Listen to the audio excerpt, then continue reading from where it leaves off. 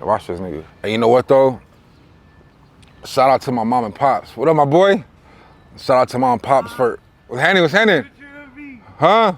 Take some pictures of me. Oh, I'm doing live. Oh, you doing live? Yeah, I'm live. You know? Yeah. What's What's happening, big dog? Going live. We're chilling right here. What's the deal? Yeah, what's the deal? What's happening, my boy? What you on? City. San Bernardino City. Yeah, hell yeah. Yeah, man. Where you from? I'm San Bernardino. San Bernardino? City, yo. My hands just got coffee on my hands. Where you from? Yeah, right here. San Bernardino County, baby, I's and E's. Oh yeah. You know what I'm saying? RuffneckTV. That's what's up. Yeah, hell yeah. Right here, man. Just invite me out. Yeah. What? Let me get back. Little setup. Yeah, pop your shit. Nigga, what's up? Pop your shit. Hey, San Bernardino from West Side. Whoa, hold up. Boyfriend, Hold I up. projects. Pop your shit, big dog. Get on him. Hey, white ninja. Hold on, I'm about to come out with the buzz down. Yeah. Get out. Yeah, that part. That part. Hell yeah. RuffneckTV, back with another video. What's handy, man? We'll get into this shit right now. We're gonna run this shit up, nigga. Hey, you know what's crazy though? I'm gonna give y'all some real game and some real facts. If nobody ever wants to fuck with you and reach out to you, or if nobody wants to take chances on you, no matter what it is in life, for instance, I'm using myself for an example, right? When I wanted to get my name out there, when I wanted to start doing YouTubing, when I wanted to start doing interviews, nobody was fucking with me. Nobody was reaching out, nobody was taking me serious, you know what I'm saying? I didn't have the followers, I didn't have the clout, I didn't have the recognition. So people normally tend to deal with people who have that. You know what I'm saying? So that didn't stop me. I didn't put my head down and give up. Nigga, I did this shit on my own. You know what I'm saying? Start with this. This right here, the cell phone, got me to so many places, bro. I made my biggest videos on the iPhone 13. My most biggest viral video, 1.2 almost million views, is off of iPhone 13. I didn't need nothing. I didn't need nothing but a hope and a dream and some passion. Don't ever let nobody knock you off your swivel. Don't ever let nobody determine where your path is supposed to be. No was the greatest thing that ever happened to me. No was the greatest words I ever heard, because that encouraged me to get out there and do it myself. That encouraged me to get out there and learn and figure it out. You know what I'm saying? Nobody wanted to do it for me. Nobody wanted to take a chance on me.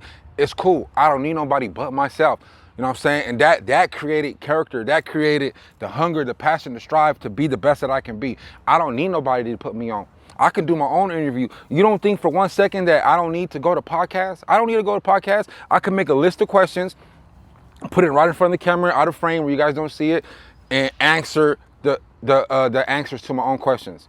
You know what I'm saying? I'm saucy like that. I'm saucy like that. I can make it look like somebody's interviewing me. I could look over here while I'm answering the questions, you know what I'm saying, and do a little chop cup editing. You don't need people, man. If you're passionate about this media shit or anything you do, take it into your own hands.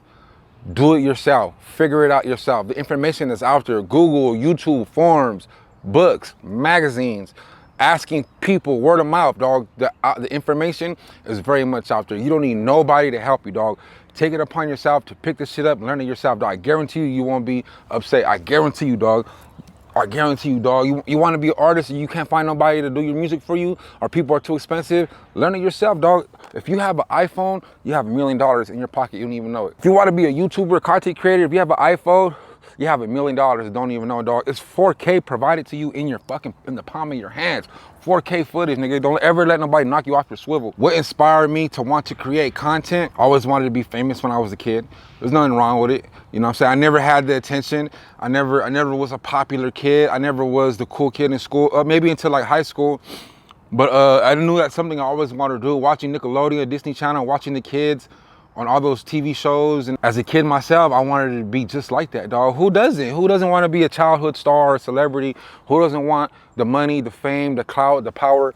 You know what I'm saying? But it never was really about the power. It was about, like, that's something I knew in my heart I always wanted to do. You know what I'm saying? Some kids grew up being familiar with animals and they want to grow up to be maybe in the animal field, animal doctor or animal vet or something like that. You know what I'm saying? You know what I'm saying? Some kids are inspired and their passion is to be a construction worker. Maybe they grew up around construction, nurses, doctors, architects, you know what I'm saying? Inventors, scientists. You could be anything you want in this world, dog. TV was my thing. Since I was a kid, I always wanted to be a superstar on TV. And I never had those resources as a kid. My mama couldn't take me to kid auditions. My dad couldn't take me to kid auditions. My dad was locked up doing his own goddamn auditions in jail. You know what I'm saying? But yeah, man, watching like the Nickelodeon shows.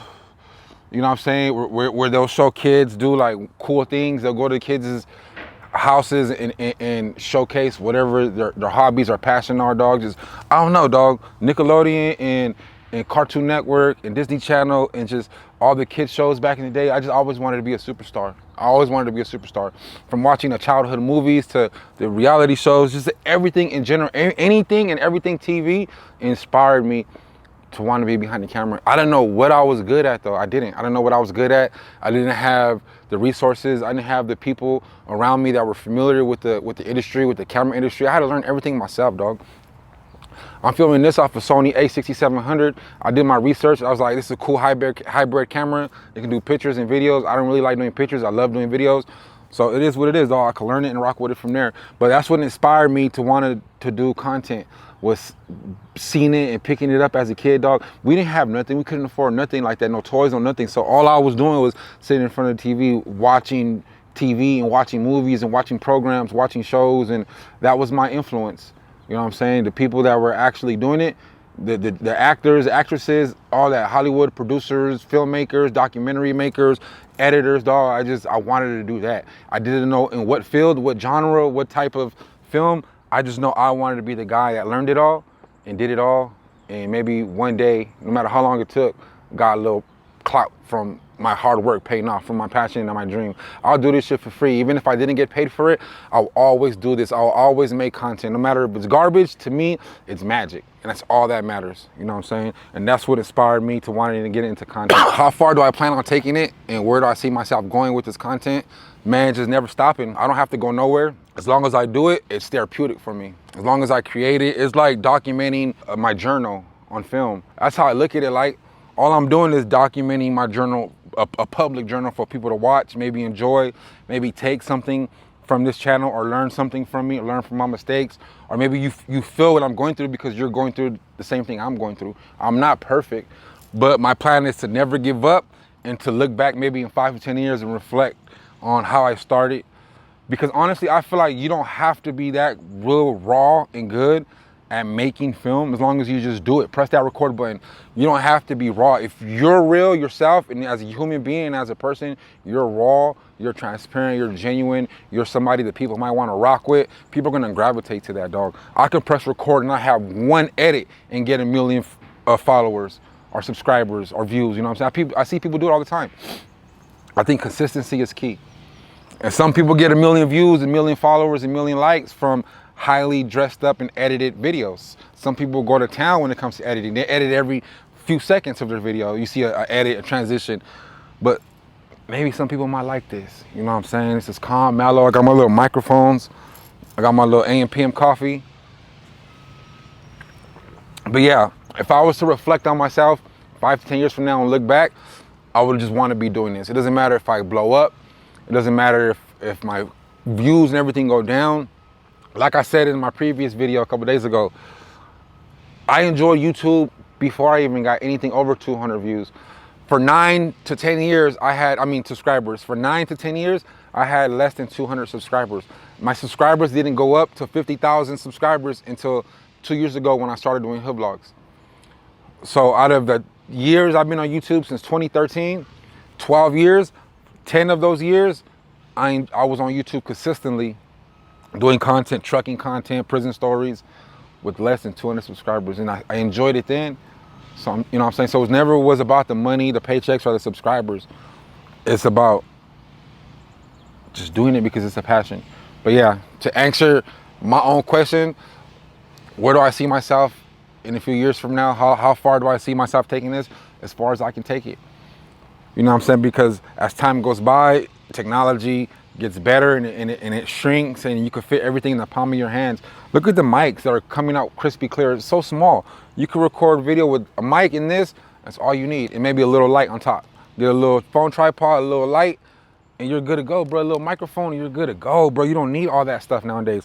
Back in the days, you need all these bulky equipment. You don't need it. So it's just gonna get easier for me to pop out a little bag and get going.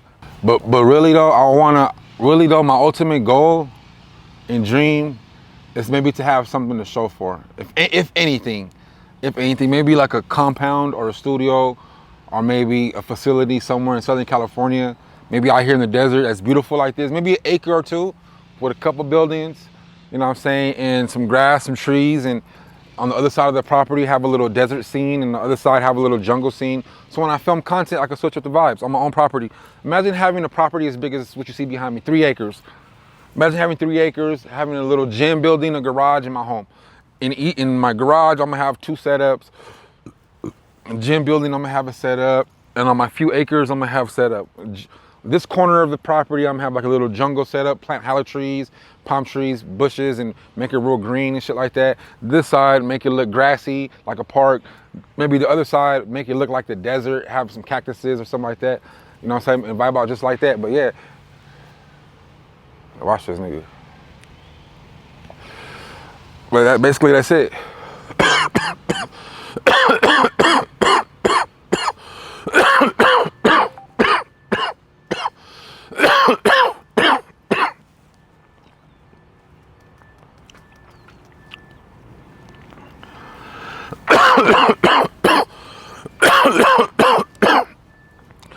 And you know what though?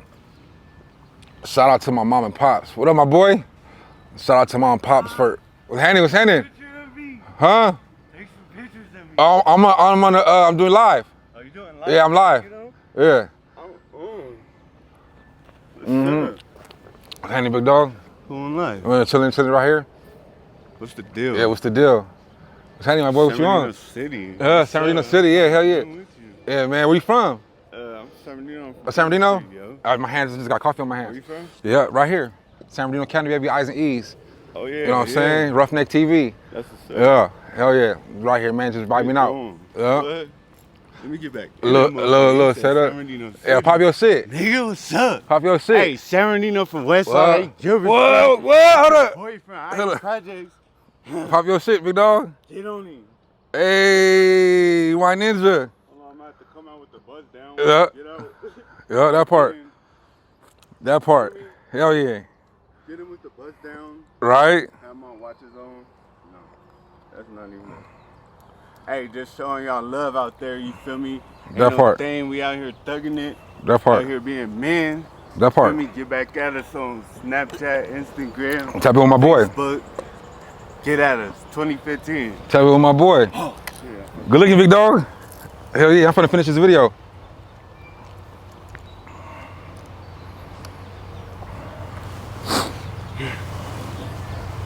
That's what's up. Hell yeah. Yeah, I was too live on that. It's all good. There's nothing wrong with being live. Getting grown on that thing. There's nothing wrong with it, big dog. Well, let me set this back up and get back in my motion. What you be on out here though? Oh no, I'm a truck driver, big dog. Yeah. Yeah, Oh yeah, that's what's up. yeah. I'm a family man. I got kids. You be parking right here up the street? Do I parking up the street? Yeah. What do you mean? Like parking your truck up the street and sleep. My company's right down the street on D Street. Oh yeah. Yeah. Yeah, on D Street. Cool. Yeah. They hiring? Yeah, you guys have a class A driver license, Oh, a okay. couple endorsements, shit like that. Oh yeah. It's easy though. Easy money. Oh, yeah. Easy money, yeah. I was thinking about getting my freaking my CDL license. Get it. Yeah. That's the best thing for you. But that shit's too hard switching those gears. No, they're automatics. They're automatics Oh, now. they're automatics? Yeah, they're Oh, automatics. yeah, that's what's Yeah, up. for sure, they're automatics. Oh, for sure, automatic. Heck yeah. Automatic supersonic. That's cool. Let me get in this light, nigga. Damn, wish I had of that.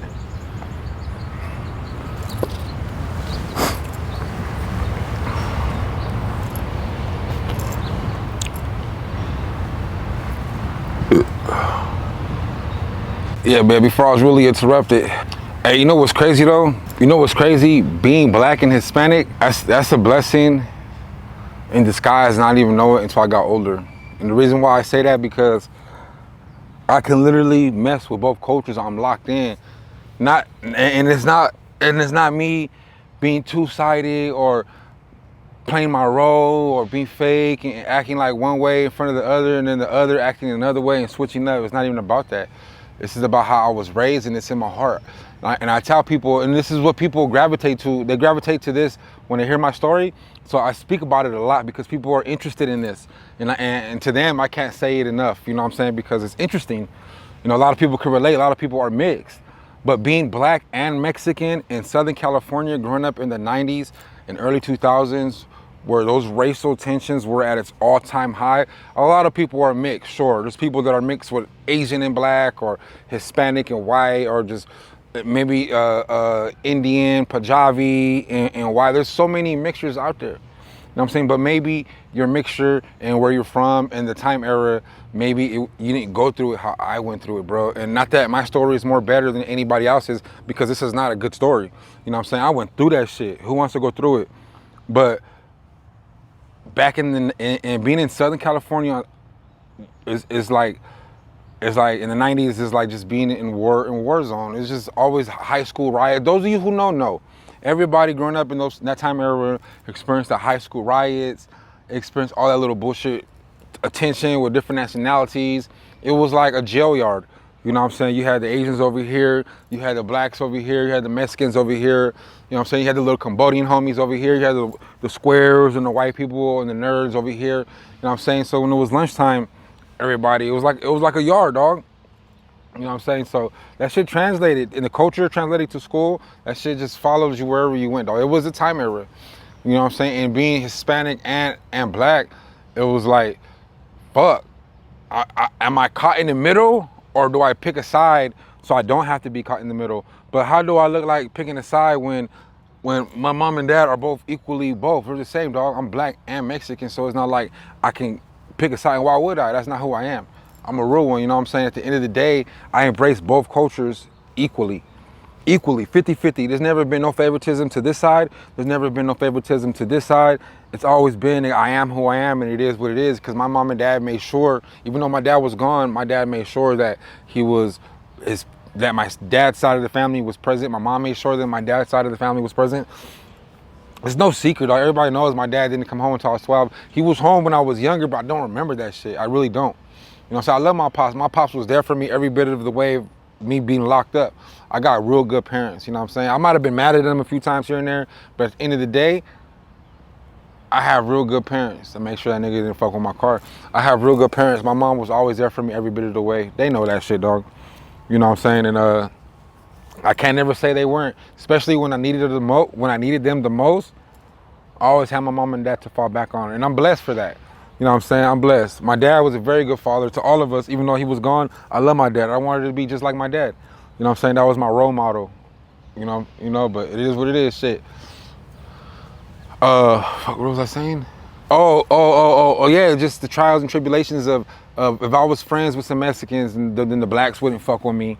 You know what I'm saying? I was too Mexican for the blacks. But if I had some black friends, I was too black for the Mexicans. You know what I'm saying? I could never just go bounce between side and side. You know what I'm saying? Even though we're at school and at home and shit like that, like, I started doing that maybe in middle school. In middle school and high school, I started saying, fuck everything. Nigga, these are my friends and family. You know what I'm saying? So I started not giving a fuck. I started chilling with Mexicans, having hella Mexican friends. I started chilling with blacks, having black friends, and not being worried about I have to pick one or the other. Because being a Section 8, baby, we moved everywhere. We stood in Redlands the most. You know, but we lived in El Centro, we lived in Brawley, we lived in East LA, we moved to Redlands and shit like that. And that's where we stood the most, in Redlands. And that's where I grew up, and that's where I went to prison from. You know what I'm saying? But moving to San Bernardino County to IE, that shit was like, I never really felt out of place because I always moved around. But by the time we moved to the IE, we were living in LA. We lived in El Centro, moved back to LA, then we moved to Redlands. If maybe not in that order, but those for sure cities. We moved to four places first. We moved. I was born in LA, never grew up in LA. I was born in LA, then we moved to like El Centro, then like Brawley. I think Brawley, then from Brawley to back to LA, then from LA to Redlands. So Redlands was like the number 5, you know. And then I lived in Mexico a little bit with my grandma for a few months in the 5th grade. I don't know if you count that, but I was there for like a month or 2, maybe not even that. I don't remember, but I know my mom sent my badass to Mexico. But I think a lot of that stemmed from being mixed. It wasn't like it was traumatizing or anything. Don't get me wrong. It wasn't like, oh, I had this rough life. I'm this little mixed kid and growing up in Southern California in the era of gang culture. No, it was never like that. I loved my childhood. My mom did her best. In the home, we were always fed, we were always clothed, we always had somewhere to stay. But outside of home, where I was starting to step off the porch in middle school, maybe 5th grade-ish, you know what I'm saying? For sure, all through high school, that's when the streets were testing me a little bit. That's when people were like, nigga, what are you? Who you fucking with? It's either them or us or them. You either red, blue, or brown. And that bullshit. But I'm glad I never chose up because it made me who I am today. If I would have chose up, if I would have gangbanged or something, I would have quartered myself in to only fuck with one side. Say if I would have chose to be an essay, I would have quartered myself in. With politics, I can't just go over here and chill with the blacks like that. I'm a Sudanese, I'm a Southsider. You know what I'm saying? That's some funny shit right there. Or if I would have been a Blood or a Crip, I wouldn't be able to go chill with the essays like that and just be in their hood, chilling with them, homeboys with them good, dating their sisters. You know that shit you do as a kid, you know what I'm saying, as a young adult. Dating their sisters, their cousins and shit, going over there, chilling with the essays, then over here chilling with the blacks, then chilling with everybody. Just everybody, bro. I always been diverse like that, and that's not a bad thing. It's not a bad thing, not one bit. I think that's a good thing if you ask me.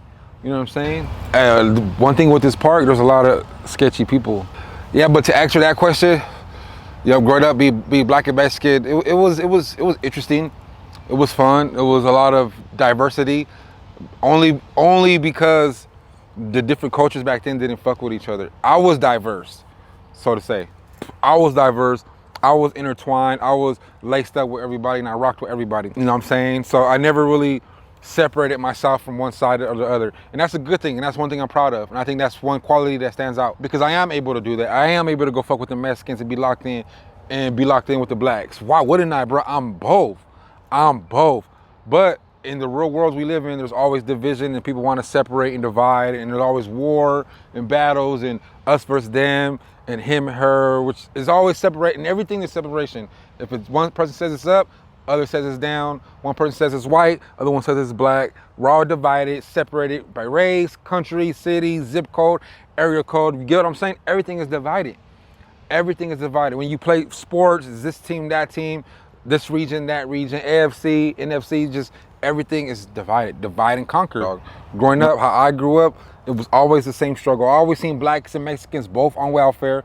I always seen blacks and Mexicans always get locked up. I always seen blacks and Mexicans in the West Coast California, Southern California culture, blacks and Hispanics, I always seen them get harassed by law enforcement.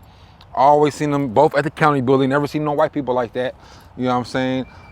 The churches we went to, the free food on Sundays, I always seen blacks and Hispanics lined up down the street for free food. At the Section 8 building, back when you had to go physically, it was always blacks and Hispanics. At the welfare office, it was always black and Hispanics in the lobby waiting to see a social worker.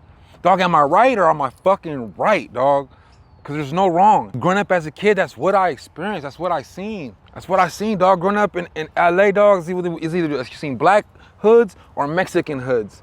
You know what I'm saying? Every now and then you see a black in a Mexican hood or a Mexican from a black hood. Every now and then. It was very, very less rare how it is nowadays. But back then, bro, that's all I fucking seen was blacks and Mexicans going through the same thing. Why are we different?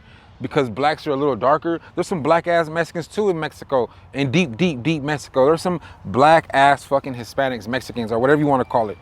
No disrespect.